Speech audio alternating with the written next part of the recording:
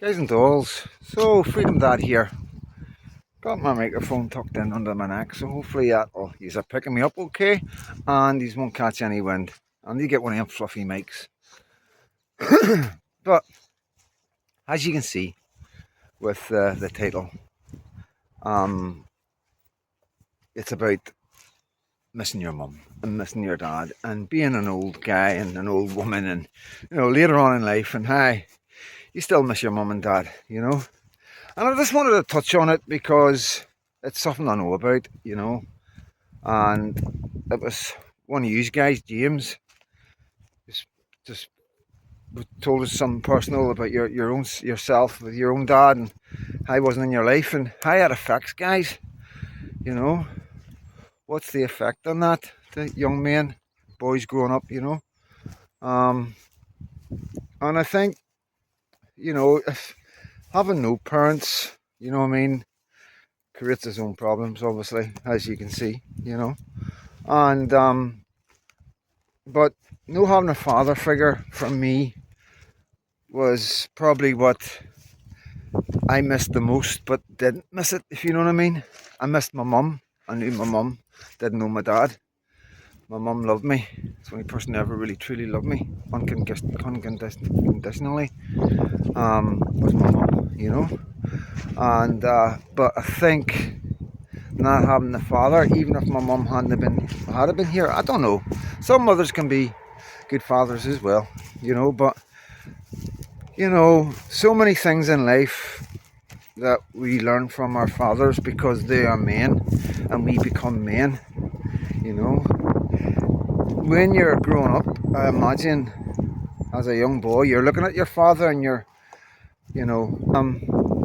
yeah. It's like when I learned, even learning to shave, I learned how to shave. That was on TV. And you can imagine everything else, everything else that young men and young boys rely on, go to their fathers to ask them about, especially in relationships and stuff, But, the mother thing, losing the mother, that's a lot deeper, it's the losing the father. I don't think affects a lot, in a way that they notice straight away, but we'll do later on. About wind isn't catching it, guys. It probably is. Let me have a look. Yeah, the wind was catching it. So yeah, talking about losing a mother for a lad, it is a lot deeper. For a boy, it's a lot deeper, So there's so many instances in life where you need your mum, It's just so many incidents as well when you go through life. So many times I thought I could really be doing with my mum right now, Especially when you're on your own, you don't have anybody else, you know what I mean? Like I'm talking, this is like for people that don't have any mothers and fathers. This is the kind of thing that, along with the normal grieving in the morning and, the sadness that you will always feel. There's always these moments in life when you're like, geez, oh man, you're like, you've got nobody to turn to. And it's, you couldn't ask anybody else but your mum, you know what I mean? It really is. Whether it's like, and being amongst friends and trying to be socially aware and, feelings that you have, relationships that you're in,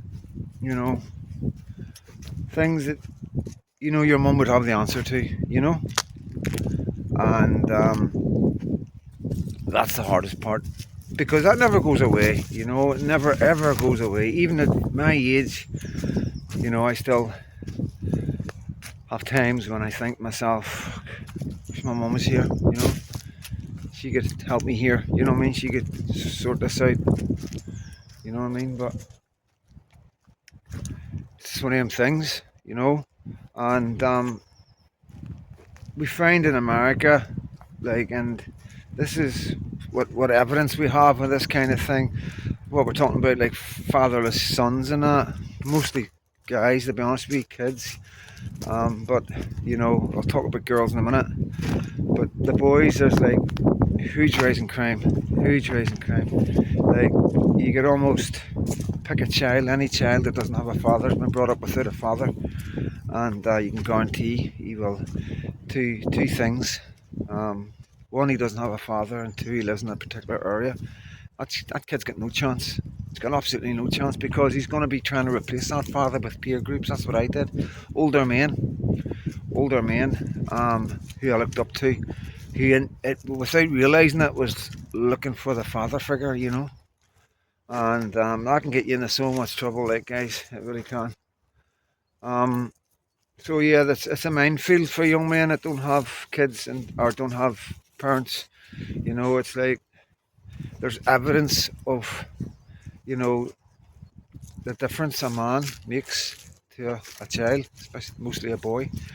So we go on to girls, and you know, this is pretty horrific. You know, man, you probably know what's coming. You know what I mean? But a mother or a father that represents them, let's put it like that, then they will be targeted in most cases. And it isn't just because there's, you know, it's not just because we've got really dangerous men in the country right now, and we've always had dangerous men in the country, but all of a sudden it's exploded. You know, child abuse has exploded in England and Scotland now, and hopefully Northern Ireland will be able to look after themselves. Fingers crossed. Pray to God anyway. But you know, these kids, just like the guys, they're looking father figures, you know. And this is how these people, the video I brought you earlier, and the main characters in the horror show that we see going on in England, you know, that's how they're managing to do what they're doing, you know. And it's quite as brutal and as simple as this. These are kids, girls that are looking father figures. They're looking for somebody to love them. They're wanting somebody to give them attention. And they truly believe that the people, because they are smiling and giving them free food, that they're truly, really, genuinely nice people. Because if these people are groomers, these people, as soon as they see that child, the first thing they think of is abusing that child. You know, that's the first thing that comes into their mind. As soon as that child comes into their visual sight for the first time ever, the first thought that comes to their head is abuse.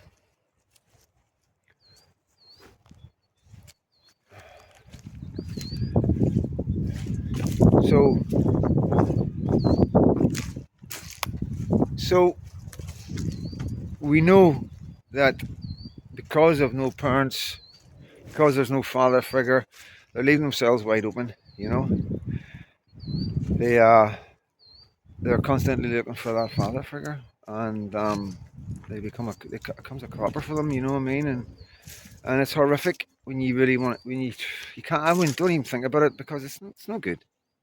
It's definitely no good for the soul. You know, because there's no justice, guys.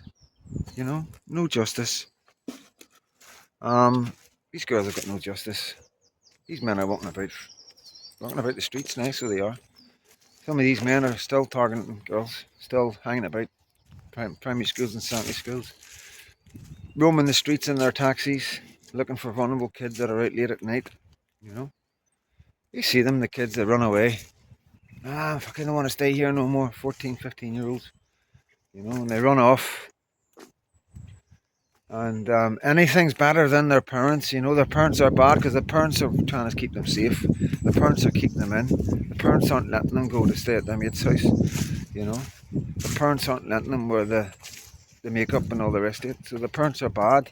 You know, the parents aren't letting them drink. And then all of a sudden, this really nice smiling man who's so kind and generous and giving me all this lovely free food. I'm lucky to get off my parents once a month, you know, a wee takeaway, and there it's there, you know, as much as I want, you know. Then it's round the back, you know, come on in the back, you want a wee drink, you know. When they're drunk, that's when they get them on the heroin, because even some of these children know not to take that stuff, you know. But when they're drunk, as you know, like most people, when they get drunk, they don't have their senses about them, and that's when they introduce them to heroin. And they'll send them on their way. you know, send them on their way, and then they come back because they want some more heroin, and they've got a habit, and once that happens, that's them. That's these men have now got the green light to do whatever they want because in their eyes and in their world, that all they've done is give her drink and drugs and touched her. She's the ones coming back and wanting to buy drugs, and we're telling her, well, if you no money, you know what I mean. So you can see where it goes and how it goes, and it's textbook, in every case, textbook. That there is textbook, And we have the solutions and stuff like that. We know who the victims are, we know who the perpetrators are, we know the motives, and we know the method, Never in my life have I seen crime like this get committed. With all them things I've just said, the motive and the method, the victims and the predators, and yet nothing's done about it. It's quite remarkable, isn't it? Could you imagine if it was a spate of bank robberies? Do you know how hard they went after me? Because I robbed 5 banks in Scotland. Do you know how hard they went after me and how hard they pushed that? And the length they went to get me in jail. And the length they went to get me convicted. And that was just me stealing money. Never hurt anybody. I've scared a few people, but never actually hurt anybody, guys, And yeah, I'm not going to get into it, I know my faults, I know.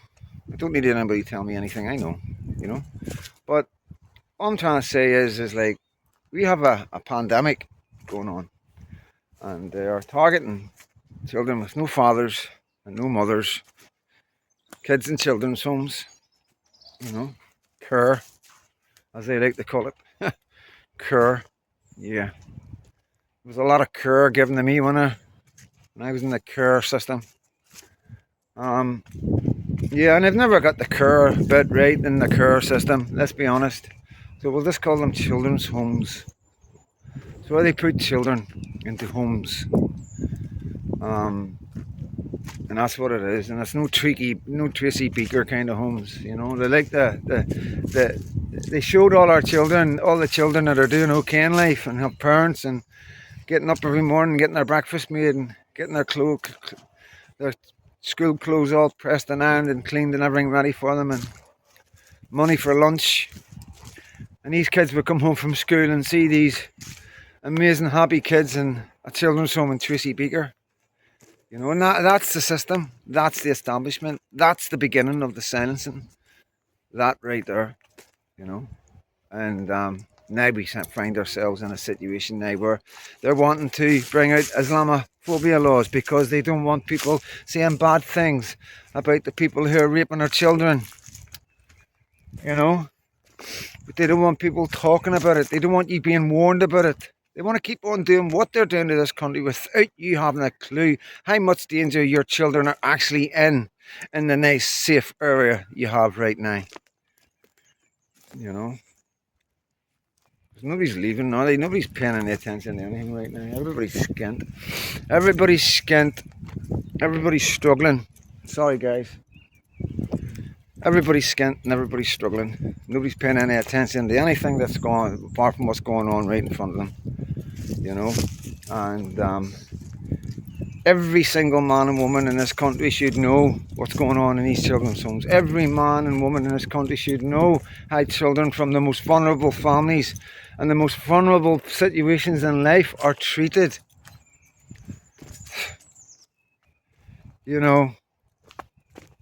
When did we become a society where we didn't care about the kids that nobody cares about? When did we ever become that society when we're just glad that everything's alright in my house? It's not my kids. You know what I mean? Maybe now that this is happening to our kids because you didn't pay any attention to it in the 60s and 70s. I'm not talking to my community, I'm talking to other people who happen to come across this video. You know who I'm talking about. He's never done nothing about it then, you know what I mean? And it was all kids from care, vulnerable children, getting taken the top of the pops. You want to go and see Jimmy Savile? They went round these places and they give them free tickets. They knew exactly what children they needed to have to do what they needed to do. And we all know that. It's just like, what's going on, guys? Is this how we're going to treat the kids that don't have parents? The poor children in this world have been born and lose their parents through cancer or drug addiction or alcoholism or a car crash. And they don't have anybody else. They have no aunties, uncles or brothers to take them. There's nobody there. So they become a ward of court. That's the name it's called, a ward of court. That's what I was made, a ward of court. And that's when the government have complete control over you and your life. And they can send you anywhere. And I was in places I have no clue about. No clue about. I was in a place in Edinburgh where a guy beat the life out of me in a flat. Just moved from Northern Ireland and nobody can tell me anything about it, but I can remember everything. I can remember the Bay City Rollers painting that was on the wall. I can remember I think it might have been Wester Hills, I can remember going into the Edinburgh and climbing up a big tower and getting a certificate for it. I can't say that word, but you know what I'm talking about. And I got that, a bit of paper saying you climbed all these steps, So, yeah. No clue who these people were. They left me in a house on my own, and I climbed out the window and just went out to play because I was a go out to play kind of kid. And I got a terrible beating for that. And then the next thing I know, I'm back in Northern Ireland. But there's lots that you don't remember. This is the thing, There's an awful lot that I don't remember. And it's very, very strange because I've got a very good memory, That's how I'm able to do these videos, because I retain a lot of information and I play about with it. I'm an overthinker. Solitary confinement. If you're strong, if you're a strong-willed person and you know how to deal with it, you will come out a better man. Tommy Robinson will come out a better man because he's strong. He's stronger than me. A lot stronger than me. And if I can come out of solitary confinement and use it to my advantage, so can he. So can he. So here we have a situation, good guys and dolls, in United Kingdom where we've got hundreds of thousands of children, mostly from care homes, mostly the most vulnerable children in our society, being systematically passed about and abused by men who have come into this country as guests. Looking asylum or refuge, I haven't got a Scooby-Doo why they're here. No idea at all why these men are here.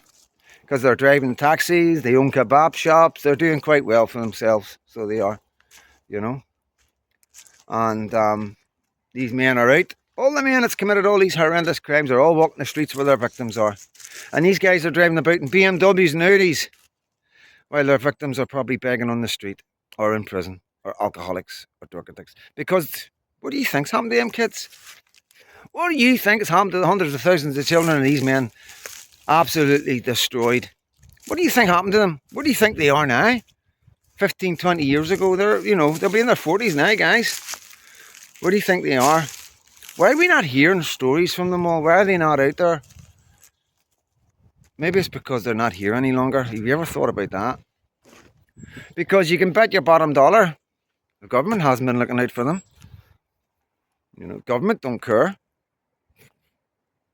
110%. Anybody that's getting angry and lashing out, the police just come, throw you in the ground, handcuff you and jail you. And then if you touch them, oh, it's an assault. That's what happens to these girls.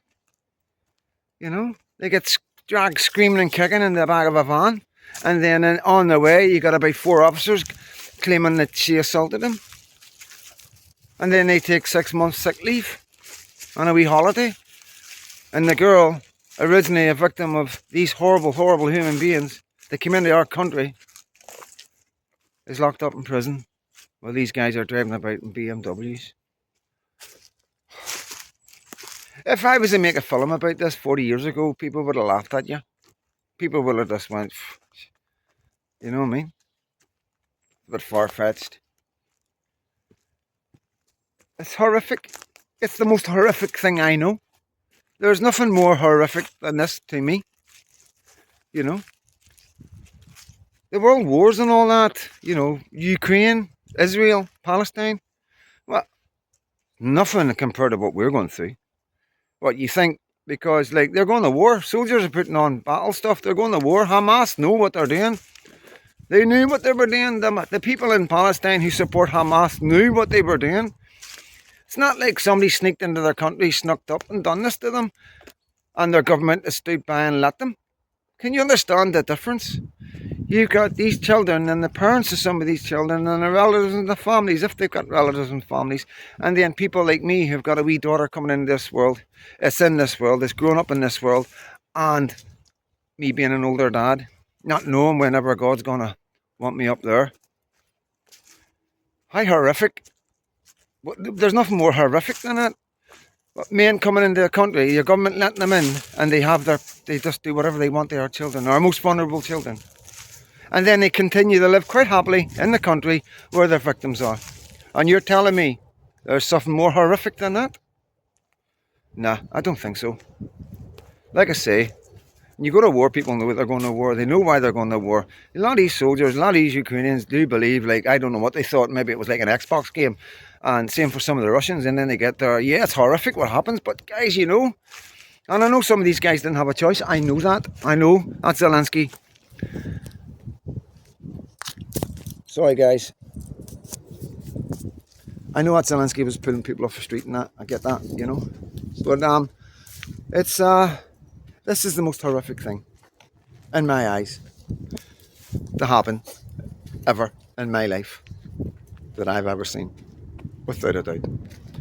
And you've got to ask yourself, and I know most of you are like, yeah, you're bang on actually. You know, that act, when you put it like that, the reality of it, when you really think of the nitty-gritty of what happened to these children and who these children actually were in our society, then fuck me, man. Of course it's the most horrific thing that's ever happened to us.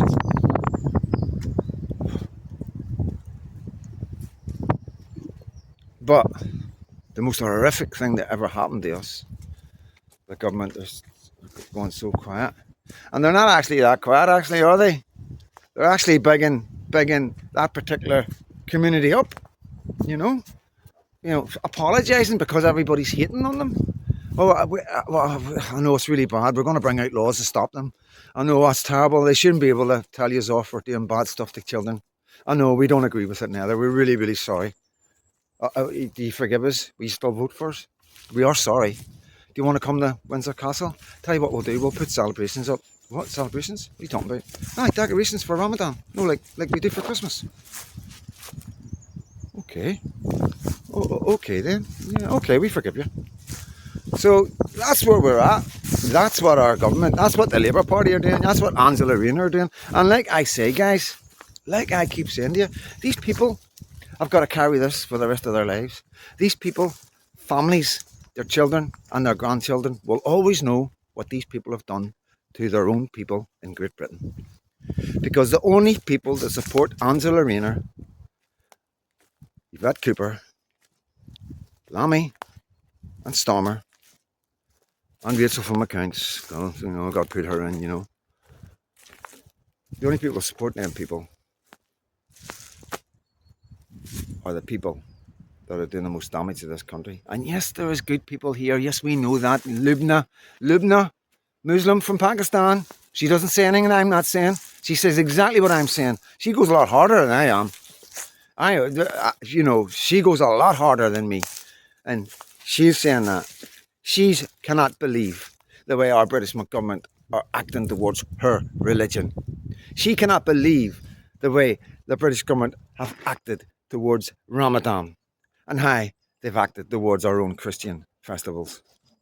A Muslim woman is absolutely devastated that lives in this country of what our government is doing.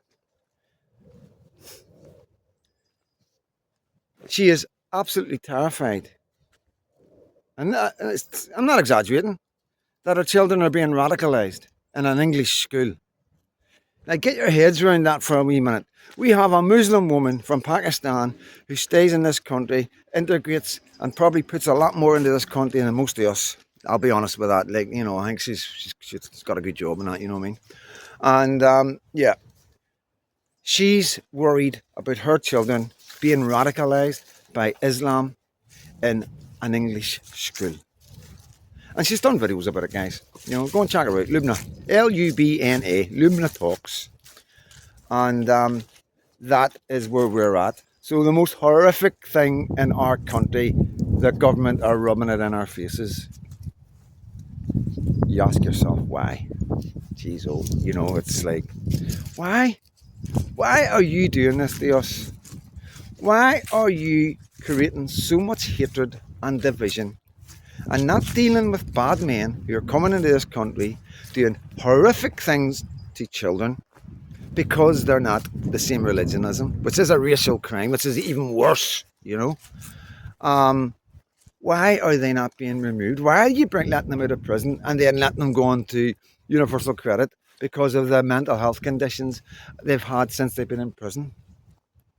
Yeah, they're getting adult disability, PIP, because of the mental health they've got because they've been in prison.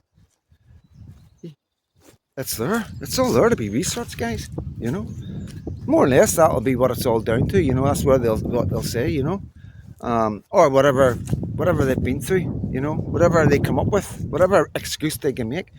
But we know the figures of how many people don't work. We know who's at the top of that. You know, the same men I pointed out in that video this morning are the top of the list of the people that come to this country that do not work and are receiving benefits. So you can bet your bottom dollar, all them men in the picture I showed you this morning in that video are all receiving benefits in this country. So no, they're not being deported. No, they're still here. Not only that, but your tax dollars are keeping them here. Your tax dollars are helping them build houses probably in their own country, helping them build little shops and where they're going to learn more of our most vulnerable and keep on doing it because they're not going to change. These type of men who are attracted to these type of children will never change. It's in their culture. They say this is what they do.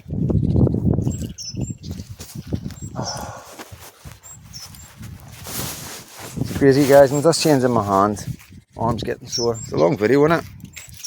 But yeah, this is just for you guys. This is just this shows how mad this fucking place is, you know what I mean? How crazy it is. You know? It's like, you know, and do you think it's because it's our most vulnerable? Because we know our most vulnerable don't come from affluent areas. We know they don't come the children in children's homes are not from rich kids' families. They're all from poor families. So do you think it's because of that? Do you think it's because the upper class are in charge and it's the working class kids that are being affected? Do you think we could prove that? Because if we could prove that, then we would make sure they would never get into power again. Why do the rich get into power? How long do you think the rich are going to still get into power? How long do you think the people of this country are going to keep voting for these snobs, these private schoolboys who care nothing for our children? Oh, Jenrick's coming out now and he's giving it all the big licks about the boys and, you know what I mean, and how bad it is and all that. But where were you 5 years ago, 10 years ago, 15 years ago? Why are you just popping up now and getting on like that now? You know what I mean? You've been in power for I don't know how long. You've been stumped about all this. You haven't opened your mouths about it. You want to be inclusive and diverse. You know what I mean? All of a sudden you're like, oh, the big boy, oh, look, he's speaking up for us. Oh, the Conservatives, oh, maybe they've changed their mind. And then you got Nigel Farage just talking absolute nonsense just to get a bit of power so he can hand it over to that other header he's with. You know, it is. You can't make it up. These are the snobs. This is the private schoolboys that are absolutely destroying our country. And we're all sitting here going, what? So, you know, it's down to yous now. It's down to the people. Don't vote them in. If you've got a private schoolboy, if you've got a snob, if you've got a millionaire, you can bet your bottom dollar he's not going to be invested in our most vulnerable kids. And that's why we go forward now. We do not vote unless we know them men are going to look after our vulnerable kids and do what needs to be done. Simple as that. Simple as that. And a lot of people can hum and ha and all the rest of it. And yeah, things will change. Things will change. There's nothing going to stop it changing, you know, because it's unforgivable what's happened. The most horrific thing has ever happened in our lives under the watch of the Labour Party and the Conservatives. Our children have been forgotten and the men who tried to raise awareness have been silenced. Not only that, but there's one man lying in solitary confinement right now. Unforgivable. unforgivable, and the people will never forget them for this. There's no working class men up there that's done this. This is the snobs, this is the rich, this is the millionaires and the private school boys. These are your DPPs and your judges. This is who this is. Starmer is he's a prosecution. What do you expect? What do you expect? You can't expect men like that to act like men. You need real men to act like men. You need real men and real women, you know. You need real men and real women who are standing out against the face of everything and saying the things that need to be said, no matter how damaging it is to their own reputation. That's the real men. Real men don't take orders from nobody else. Real men who get elected in power by the people, will work for the people and not against the people. Real men won't allow foreigners to come into this country and just rip the piss right out of us all by doing things to our children and taking all our money off us in universal credit and PIP. Real men would never let that happen. The only real men that can run this country are the working class men, the men that have suffered, who've seen suffering, people suffering on the streets, people who are living, or at least know people that are living, have family that are living in our areas and know exactly what we're going through, because we're the only ones that are suffering. We are the only ones that are really suffering, is the working class. So why aren't the working class in power? Things will change, guys, and things will change quite simply because what has happened. It's as simple as that. It's the universe, it's the world, it's the way it is, you know. You keep doing something for so long and it doesn't work. It doesn't matter how much you love it, no matter how much you want it to work, after so long you're going to give up on it. It's the world we live in, guys, you know, it's the world we live in. So be ready, you know, be ready for that, you know. And, you know, at the same time we're trying to do that, we've got all these patriots squabbling, you know what I mean? You know, but that's another video. Let's get this country sorted first, and then we'll clean house after that, you know, 110%. Yeah, the future's bright. So it is. The future is bright for us, guys. There's too many people awakening now. Too many people know exactly what's going on, and I do believe voting is the way forward. I do believe that, you know, and you know, reform, let's be honest, they're nothing to be worried about. I do believe that. Deep down in my heart, they don't concern me. They really don't concern me. Are people going to vote them in to get Labour out? Most likely, yeah. Most likely. But that's when they're going to see a change. That'll be the final draw. That'll be the nail in the coffin. Whenever Reform get into power and they do what they're about to do, what I know they're going to do, that's when they're going to realise how much. Because you got to understand, we're never going to go away. You know what I mean? Whatever it is right now, the percentage, you know what I mean? I reckon it's probably about 50-50, but that's not good enough right now. We're never going to go away. We're going to grow and we're going to get bigger and we're going to keep taking people away from Reform as we go forward. It mightn't be enough, you know, it might not be enough. But the thing is, whenever Reform do get in, this is when the people that voted for Reform are going to find out the truth. They're going to find out the truth. And they're going to be more angry than us. Because they're the ones that are going to be sitting calling us far right and racist and telling us that we're just horrible people. And we're just going to be standing here silently watching them as they realise that we were right all along. I'm Freedom Dad. And there's hope. There's always hope, guys, you know. Please believe me. And trust me. Take it from me, guys, right? This is an open invitation to any patriots. You're more than welcome to Northern Ireland. Arms are open. Arms are right open to these guys. And all you Celtic supporters and all you hardcore Roman Catholics, I'm quite sure the Irish will take you. The Republicans will take you, you know what I mean? That's if they can fit you in, man, because I think they're filling the place up with Hamas. And I'm not kidding you on, like, do not be surprised to find Hamas terrorists walking about the Falls Road just shortly, you know. And that's no joke. That is not a joke, and far from it. I know the relationship these guys have with Hamas. It's nuts. It's nuts. It's a romanticism. It's they're being used and they can't see it. They just can't see it. They just believe in their heart. They can't. They don't realise that the Palestinians were just using them because they were going up against the British, you know. And so I do get that the Irish aren't stupid, and quite a lot of Republicans back in the day would have knew that, but they're probably dead now. You know, and then you've got all these headers that just believe that PLO, they were there for us and they're going through what we're going through. No, you aren't. Nothing like it at all. There's no comparison. It's nuts. That's absolutely nuts even think like that. But that's what they want. That's what they're a small minority, a group of people, very small and getting smaller and smaller as we go on, you know. And, well, like I say, guys, there'll always be a place for Christians where we are. Always remember that. Where I am is where there'll be Christians. It's as simple as that. You're all welcome where I am, 110%. You know, I'm looking forward to catching up with quite a lot of you. You know what I mean, this summer.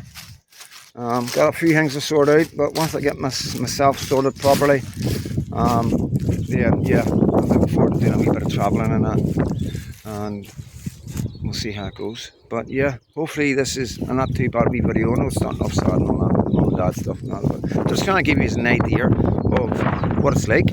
You know, would you understand what it's like for these kids, who these kids were? You know, I've really got to try and come across like that, to try and get it across to people, because I'm sick of people just saying, oh, this amount of kids and that amount of kids and this that many thousand here and how many hundred there, and you know, and nobody's really thinking about who are these kids. You know, where are the parents of these kids? How did so many kids fall into the hands of these men?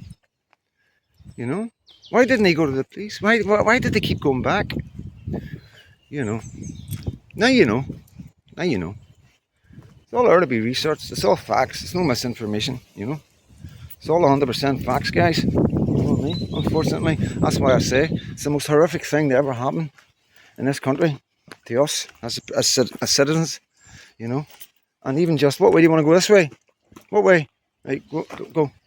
And even just as citizens, guys. Sorry for the sun. People watching it. Like I say, Northern Ireland, it's fear. It's fear. They're terrified. They're not putting signs up because they're racist. They're putting signs up because they're really feared. They want to protect their children. What man doesn't want to protect his children? You know? If the government are letting so many men in or doing so much damage to children, then they're not doing a very good job, are they? So whenever the government are saying, oh, we're going to bring in a load of refugees into your area, look, people are going, no, I don't think so, because you're not doing a very good job of this. Look what you've done to England. Can you see? It's you know, and it's not, I keep on saying this, refugees are welcome, but it's the wrong refugees that they're bringing in. We want the women and the children that are being persecuted in other countries. You know, Christians around the world are being persecuted.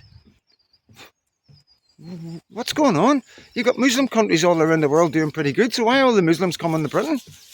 Nothing makes any sense. It's a Christian country. Why would you want to come to a Christian country, turn it upside down and do so much damage to their children?